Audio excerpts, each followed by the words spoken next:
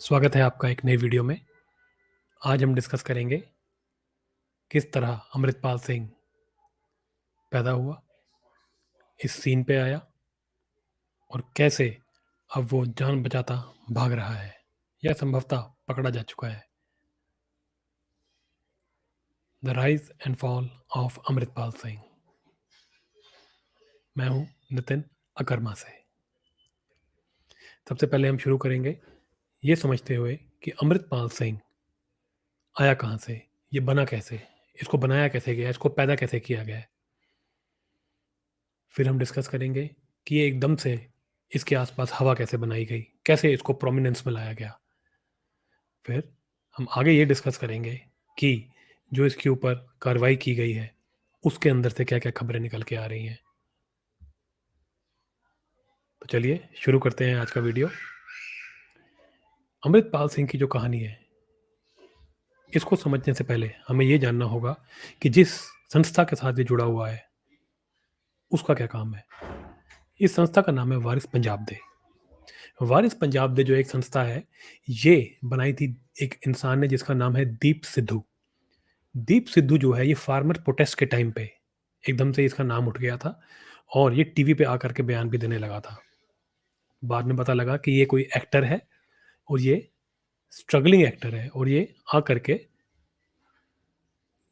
Farmers protest के अंदर आगे बढ़ चढ़ के हिस्सा ले रहा है। उसी टाइम पे ये बात भी खबरें आने लग गई थी कि शायद ये खालिस्तानी समर्थकों के साथ जुड़ा हुआ है। जब ये फार्मर्स प्रोटेस्ट चल रहा था तब आपको याद होगा लाल किले के प्राचीर पर चढ़ के इन्होंने खालिस्तान का झंडा लगा दिया था।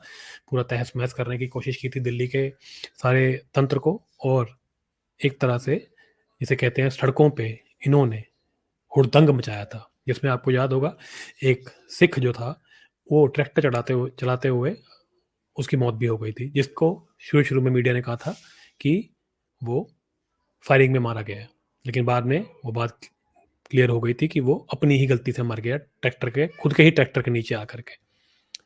तो दीप सिद्धू जो है उस टाइम पे जब ये प्रकरण चल रहा था, जब ये पूरी वायलेंस चल रही थी दिल्ली के लाल किले के ऊपर, तो दीप सिद्धू उस टाइम पे फरार हो गया था और ये खबर आई थी कि यही उसका सरगना है। बाद में इन्वेस्टिगेशंस वगैरह चली और बाद में तो आपको पता ही है कि कहानी बहुत लंबी चली और पता लगा कि इसमें कई लोगों के हाथ हैं और इसके अंदर पीछे से कई देशों की फंडिंग भी हैं जो कि भारत विरोधी देश हैं, उनके नाम भी आने लगे। तो दीप सिद्धू जो था वो एकदम से चढ़ा और उसके बारे में खबरें आई, फिर ये फरार हो गया। फिर धीरे-धीरे बीच में इसकी खबरें आती रही कि ये अब ये कर रहा है, ये पंजाब में यहाँ देखा गया है, ये वहाँ चला गया है, ये कनाडा चला गया है। इस तरह की बातें बीच-बीच में आती थी। लेकिन सडनली दीप सिद्धू जो है वो सीन से गायब हो गया। उसके बाद एक दिन सडनली खबर आई कि दीप सिद्धू जो है वो एक एक्सीडेंट में मारा गया। वो अपनी गाड़ी चला रहे थे, साथ में उनकी एक महिला मित्र भी थी। महिला मित्र की जान बच गई लेकिन दीप सिद्धू उस एक्सीडेंट में मारे गए।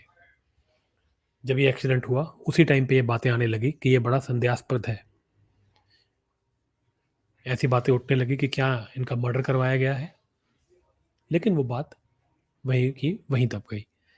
लेकिन कभी भी इस बात की क्लैरिटी नहीं आई कि दीप सिद्धू आखिर मरे कैसे, क्या वो एक्सीडेंट में मरे, क्या उनको मरवाया गया। ये चीज़ हमेशा लोगों के दिमाग में रही, जबकि इन्वेस्टिगेशन के बाद ये कहा गया कि दीप सिद्धू एक एक्सीडेंट में ही मरे थे।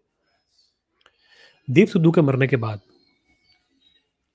अमृतपाल सिंह रातों रात वारिस पंजाब दे, जिसको पहले दीप सिद्धू चलाया करते थे, उसके हेड बन गए।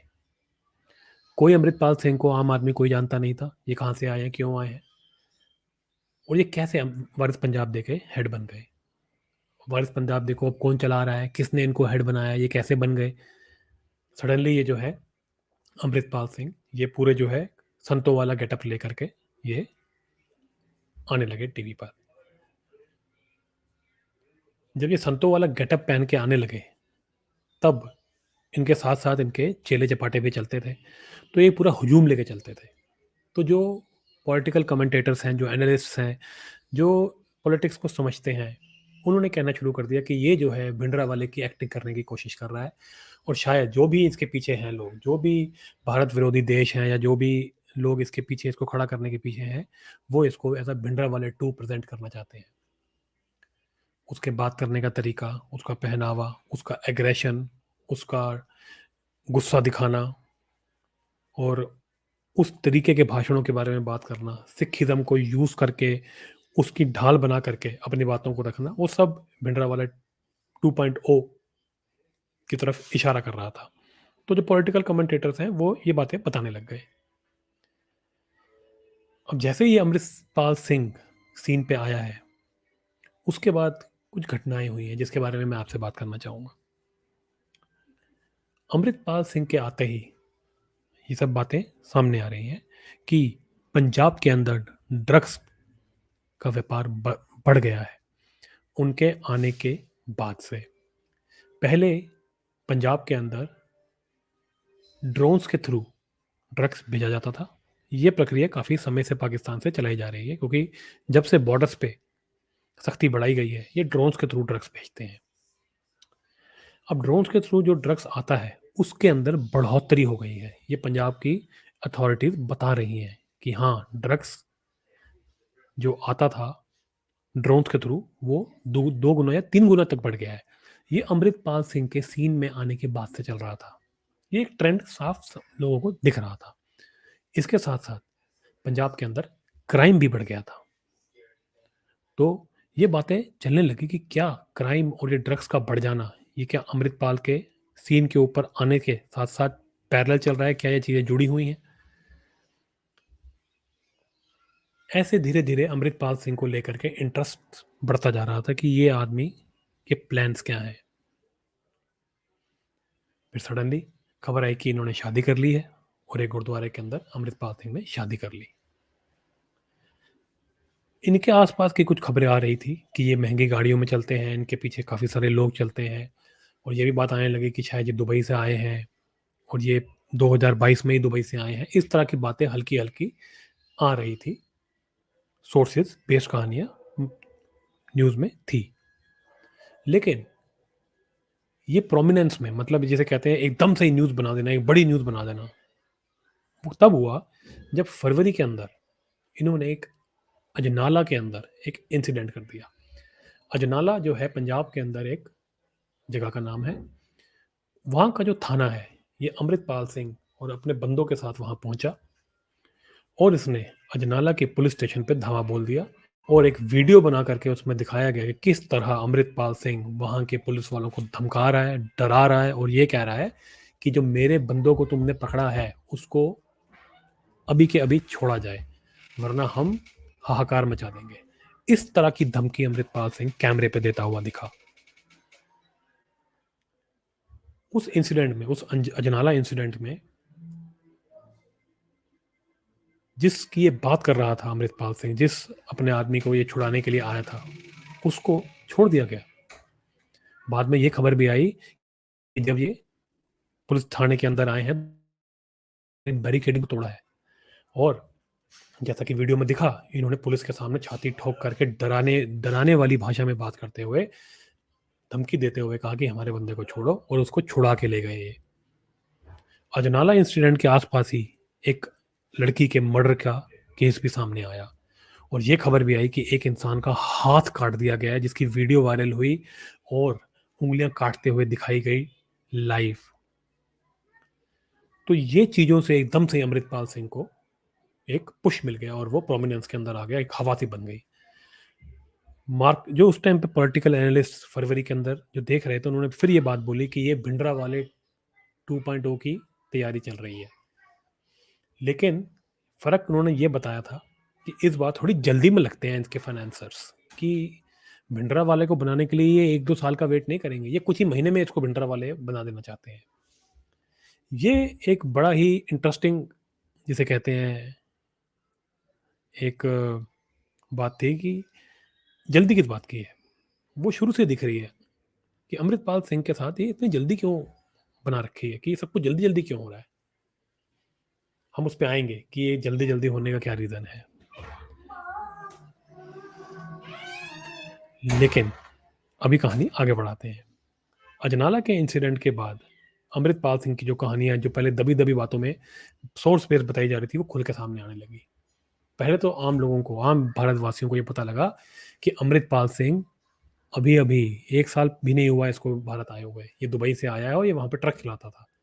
फिर इसकी एक फ़ोटोग्राफ जो है वो ट्रेंड होने लगी, जिसके अंदर ये बिल्कुल कट-सट, ना कोई दाढ़ी, ना कोई बाल, सेल्फियाँ खींचता हुआ जिम के अंदर, उस तरह की फ़ोटोएँ इसके सामने आई। तो लोग हैरान हो गए कि ये कट-सट आदमी एकदम से सिख कैसे बन गया? और ये 6 महीने के अंदर संत भी बन गया, इंडिया में आकर के। पंजाब का संत कैसे बन सकता है 6 महीने के अंदर-अंदर? तो इस तरह की बातें आने लगी। फिर लोगों ने कहा कि ये सब कुछ जल्दी-जल्दी क्यों हो रहा है? लोगों ने ये भी नोट किया कि इसने आकर के जो है वारिस पंजाब का एकदम से ये हेड बन गया। वहाँ से इसने जल्दी-जल्दी शादी भी कर ली। फिर ये अजनाला में जाकर के धमकियाँ देने लगा जैसे कोई संत हो बहुत बड़ा। तो ये बातें खुल के सामने आने लगी। फिर लोगों ने ये बातें भी बतानी शुरू करी कि जब वारिस पंजाब को दीप सिद्धू चलाता था, तब ये अमृतपाल सिंह वारिस पंजाब की डिस्कशंस में बैठता था। तो एक कोई ऐप है क्लब हाउस, एप्पल में, एप्पल प्ले स्टोर पे एक ये ऐप थी उस टाइम पे, अब तो खैर वो एंड्रॉयड पे भी आ गई है। उस टाइम पे सिर्फ एप्पल पे होती थी क्लब हाउस करके, जिसमें लोग बैठ करके बातें करते थे। तो दीप सिद्धू ने एक ग्रुप बना रखा था जिसके अंदर एक खालिस्तानी सपोर्टर्स आकर के बातें करते थे। ये अमृतपाल सिंह भी वहाँ पे जाया करता था और वहाँ पे जा करके ये अपने बातें किया करता था। ये बात समझ सुनने में आई कि दीप सिद्धू ने अमृतपाल सिंह को उस ग्रुप से भी बैन कर दिया था। इसके व्यूज़ सुन करके दीप सिद्धू ने भी इसको बैन कर दिया था। तो आप सोचिए, जिसको दीप सिद्धू ने ही बैन कर दिया हो, उस बंदे की क्या बातें होंगी? और जिसको दीप सिद्धू ने अपने से दूर रखा हुआ था, उसी आदमी को बाद में वारिस पंजाब जो कि दीप सिद्धू की ही बनाई हुई ऑर्गनाइज़ेशन थी, उसका हेड बना दिया गया। ये बड़ी हैरानी की बात है। तो ये बातें सब बाहर आ गई कि अमृतपाल सिंह की ये सच्चाई है और ये बड़ी गाड़ियों में घूमता है। सडनली ये बहुत से लोगों के साथ घूम रहा है और ये वायलेंस करवा रहा है पंजाब के अंदर। अब अजनाला इंसिडेंट के बाद बातें उठने लगी कि इसके ऊपर एक्शन कब होगा। लेकिन फिर पॉलिटिक्स जो है आम आदमी पार्टी की जो पंजाब में बैठी है, वो साफ-साफ अपना गंदा खेल खेलती हुई नज़र आई। आम आदमी पार्टी ने इसके ऊपर कोई एक्शन ही नहीं लिया, जब बल्कि इसको खुला छोड़ दिया कि ये कुछ भी करे। और वो लगा है, रोज़ अखबारों में उसकी खबरें आ रही हैं कि आज अमृतपाल सिंह यहाँ गया, आज वहाँ गया, आज इसने ये बात कह दी, आज इसने वो बात कह दी। हाँ, आपको मैं एक बात और बता दूँ, अजनाला इंसिडेंट के समय पे इसने एक स्टेटमेंट और भी दिया, जिसमें इसने भारत के गृह मंत्री अमित शाह को धमकी दी। उसने इनडायरेक्टली ये कहा कि जो इंदिरा गांधी के साथ किया था खालिस्तानियों ने, वही अमृतपाल सिंह और उसके चट्टे-बट्टे अमित शाह के साथ कर देंगे। तो ये सीधा-सीधा धमकी थी देश के गृह मिनिस्टर को, देश के गृह मंत्री को, होम मिनिस्टर को कि तुमको हम मार डालेंगे। इस तरह की धमकी भी उसने दे दी। लेकिन पंजाब की सरकार, ये भगवंत मान की आपिया सरकार, इन्होंने कोई एक्शन नहीं लिया और वो खुला घूमता रहा। देश के अंदर बातें होनी शुरू हुई कि ये क्या हो रहा है? जो लोगों को हमेशा ये बात का डर रहता है कि आम आदमी पार्टी खालिस्तानियों के साथ मिली हुई है, वो डर सामने आने लगे कि इतनी बड़ी बात कहने के बावजूद भी वो आदमी खुला घूम रहा था। उसके बाद एक बहुत ही इम्पोर्टेंट प्रकरण होता है और वो प्रकरण ये है कि अमित शाह और भगवंत मान की एक मीटिंग होती है मार्च 3 को। उस दिन जब ये मीटिंग हुई, उसके 1-2 दिन के बाद ये खबर आई कि भगवंत मान को अमित शाह ने अल्टीमेटम दिया है 2 बातों पे। पहली बात कि जो प्राइम मिनिस्टर के ऊपर पिछले साल जो एक जिसे कहते हैं उनकी सिक्योरिटी में लैप्स हुआ था, जहाँ पे उनका कैवलकेड फँस गया था पंजाब के अंदर और वो बिल्कुल आगे-पीछे जाने के लायक नहीं थे और लोगों ने उनको घेर लिया था। उसके ऊपर अमित शाह ने भगवंत मान को कहा है कि तुमने क्या एक्शन लिया है और अगर नहीं लिया है तो क्यों नहीं लिया है? तो उसपे उसको फटकार मारी। और दूसरी खबर ये आ रही थी कि अमृतपाल सिंह के केस में, जिसमें वो पुलिस वालों को धमका रहा है और सीधा-सीधा देश के गृह मंत्री को उसने मारने की धमकी दी है, उसके ऊपर कार्रवाई क्यों नहीं की जा रही? अमित शाह ने भगवंत मान से सीधा-सीधा पूछा और उनको फटकार भी लगाई। उस मीटिंग के बाद चीज़ें चलने लगी। सडनली फिर एक दिन खबर आई कि पंजाब पुलिस और सेंटर की फोर्सेस ने मिल करके एक ऑपरेशन प्लान किया जिसके अंदर 100 से ऊपर बंदे अब तक पकड़े जा चुके हैं अमृतपाल सिंह के और बहुत कुछ बरामद किया जा चुका है, लेकिन अमृतपाल सिंह अभी भी फरार है। तो अमृतपाल सिंह अभी भी किसी के हाथ नहीं आया है, लेकिन कार्रवाई अभी भी चल रही है। तो अब ये इल्ज़ाम लग रहा है आम आदमी पार्टी के ऊपर कि ये अमृतपाल सिंह को पकड़ना ही नहीं चाहते। इन्होंने भारत सरकार यानी कि मोदी जी की जो सेंट्रल गवर्नमेंट है, उसके प्रेशर में आकर के इन्होंने कार्रवाई तो की, लेकिन उस कार्रवाई के अंदर जो सरगना था, उसको नहीं पकड़ा, बाकी उसके चट्टे-बट्टे पकड़ लिए। अब मैं आपको बताता हूँ कि अब तक जो कार्रवाई हुई है, उसमें क्या-क्या बरामद हुआ है, क्या-क्या बातें निकल के सामने आई हैं, ये अमृतपाल सिंह के बारे में।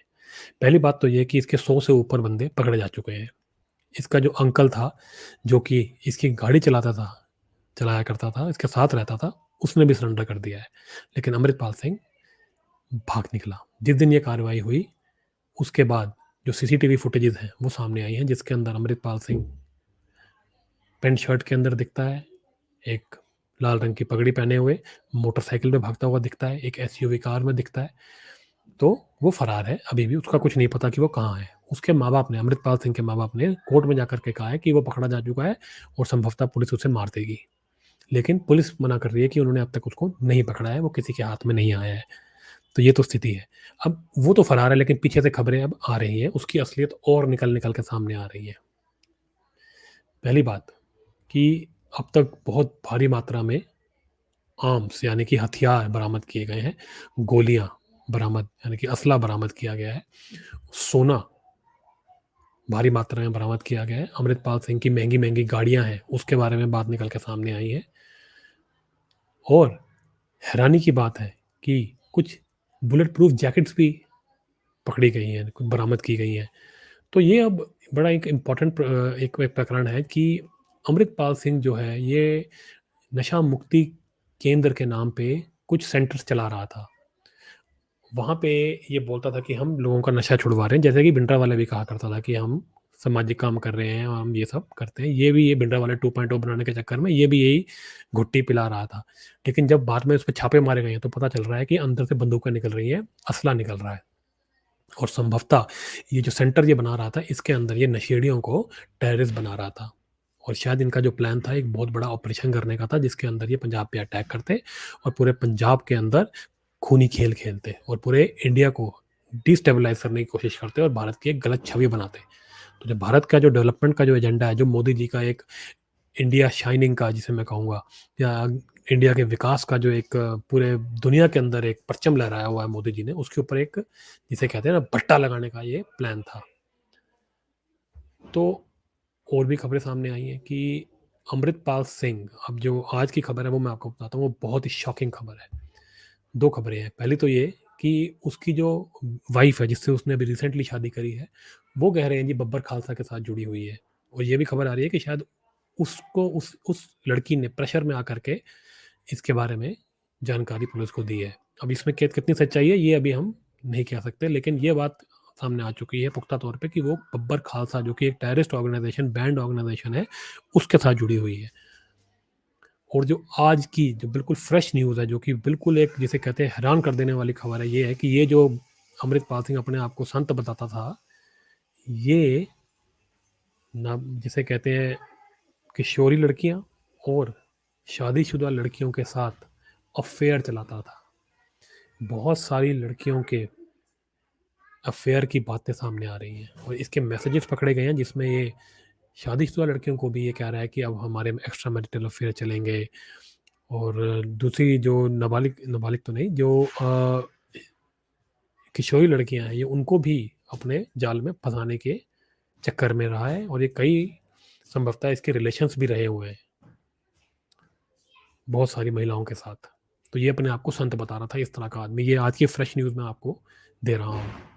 तो इस तरह का एक जिसे कहते हैं हुड़दंग, एक मैं जिसे कहूँगा कैरेक्टरलेस और एक जाहिल किस्म के आदमी को ये संत बना के पूरे पंजाब में और पूरे भारत में आग लगाने की प्लानिंग में थे।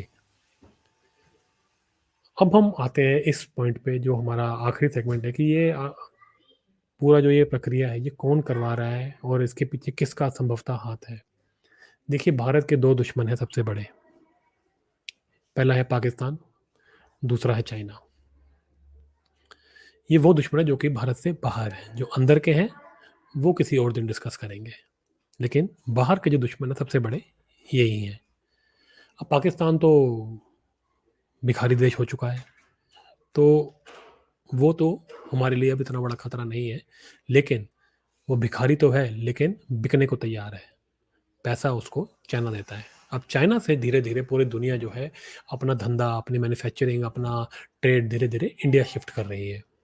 ये स्पेशली हुआ है कोरोना के बाद, जब से ये खबरें आई हैं कि चाइना ने कोरोना को फैलाया है, तब से पूरी दुनिया की जो कंपनीज़ हैं, वो अपना धंधा भारत में शिफ्ट करना चाहती हैं और वो कर भी रही हैं धीरे-धीरे। इस चीज़ को रोकने के लिए चाइना जो है पाकिस्तान के थ्रू ये हथकंडे अपना रहा है, जिसके थ्रू वो भारत को बदनाम कर सके और भारत में आने वाली इन्वेस्टमेंट को रोक सके।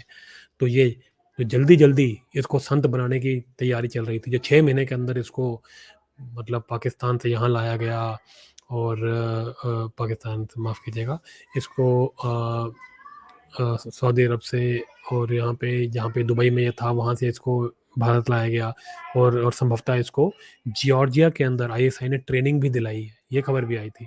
वो सब करवाया गया और भारत में ला करके इसको बहुत जल्दी-जल्दी वारिस पंजाब दे का जो है, इसको लीडर बना दिया गया और बाद में जो है इसने शादी भी कर ली और शादी करने के बाद अजनाला का इंसिडेंट भी 1 महीने के अंदर-अंदर कर दिया। तो ये जो जल्दी-जल्दी चीज़ें जो हो रही थी, उसके पीछे शायद रीज़न यही था कि जो इसके फंडिंग करने वाले देश हैं, उनको पहली बात तो अकल नहीं है, वो उनको ज़्यादा समझ नहीं है और वो जल्दी में है क्योंकि भारत बहुत जल्दी, बहुत तेज़ी से ग्रो कर रहा है इंटरनेशनल लेवल पे। तो ये मोस्ट लाइकली चाइना का फंडेड काम है और पाकिस्तान के थ्रू ये जो इनके चट्टे-बट्टे जो बैठे हैं चाइना कनाडा, जर्मनी, यूके यहाँ पर इनके थ्रू ये करवा रहा है। ये आप याद रखें कि जितनी भी ये कार्रवाई हो रही है, ये सिर्फ भारत में नहीं हो रही है। ये जो पूरा जो चैनल बना हुआ है चाइना और पाकिस्तान का, इनके थ्रू ये कनाडा, यूके और यूएस के अंदर भी हमारे हाई कमीशंस जो हैं, जो भारत के जो हाई कमीशन की जो बिल्डिंग है, वहाँ पे ये जो है वहाँ पे लड़ाइयाँ झगड़े करवा रहे हैं। वहाँ पे कोई लोग बोतलें मार रहे हैं लंदन के अंदर, कोई अमेरिका के अंदर कोई अटैक कर दे रहा है कॉन्सुलेट के ऊपर। यूके के अंदर तो आपको पता ही है, थोड़े दिन में जब वो झंडा नीचे गिराया था, तो उसको रोक लिया गया, बाद में बड़ा झंडा लगा दिया गया, फिर बैरिकेडिंग कर दी गई, फिर बाद में आकर के कल मतलब बुधवार को इन्होंने वहाँ पे बाहर प्रोटेस्ट किए हैं। तो इस तरह की चीज़ें इन्होंने सिर्फ भारत के अंदर ही नहीं, खालिस्तानियों के नाम से इन्होंने भारत के बाहर भी हमारे हाई कमीशन की बिल्डिंग पर भी ये हरकतें की हैं। कनाडा के अंदर तो ये भी वीडियो आई हैं कि जहाँ पे आम लोगों को गुरुद्वारों के बाहर ये खालिस्तानी आम हिंदुओं को उनको भी डरा धमका रहे हैं। तो ये प्रकरण इन्होंने भारत के अंदर और भारत के बाहर दोनों चलाया है। तो संभवतः इन्हीं का हाथ है और यही इनके पीछे है। अमृतपाल सिंह जो भिंडरावाला 2.0 बनाने का जो प्लान था वो बुरी तरह फेल हो चुका है और चाइना की और पाकिस्तान की साजिश फेल हो चुकी है। मोदी जी और अमित शाह ने पहले ही इस सिचुएशन को समझ लिया था और उन्होंने बहुत जल्दी कदम उठा करके इसको रोकने की कोशिश की है। अब देखना ये होगा कि अमृतपाल सिंह कब तक पकड़ा जाता है, क्योंकि शक इस बात का है कि शायद आम आदमी पार्टी उसकी हेल्प कर रही है, इसलिए वो पकड़ में नहीं आ रहा। थोड़े दिन पहले कोर्ट ने भी पंजाब पुलिस को ये फटकार लगाई थी कि ऐसा कैसे हो सकता है कि अमृतपाल सिंह के सारे चट्टे-बट्टे पकड़े गए लेकिन अमृतपाल सिंह भाग गया। उन्होंने कहा ये इंटेलिजेंस फेलियर है। लेकिन जो थिंकर्स हैं, जो कि पॉलिटिकल कमेंटेटर्स हैं, एनालिस्ट्स हैं, वो ये सब बता रहे हैं कि ये कोई इंटेलिजेंस फेलियर नहीं है, ये आम आदमी पार्टी की साजिश है। तो अब देखते हैं आगे का प्रकरण क्या होगा। क्या अमित शाह और मोदी जी ये अमृतपाल सिंह का किस्सा यहीं पे ख़त्म कर देंगे और ये खालिस्तान और भिंडरावाले 2.0 का प्लान यहीं ख़त्म हो जाएगा? यह आने वाला समय ही बताएगा। आप भारत के साथ खड़े रहें, भारत को सपोर्ट करते रहें, मोदी जी और अमित शाह को अपना सपोर्ट देते रहें। मिलते हैं अगले वीडियो में। मैं नितिन अकर्मा के लिए। जय श्री राम।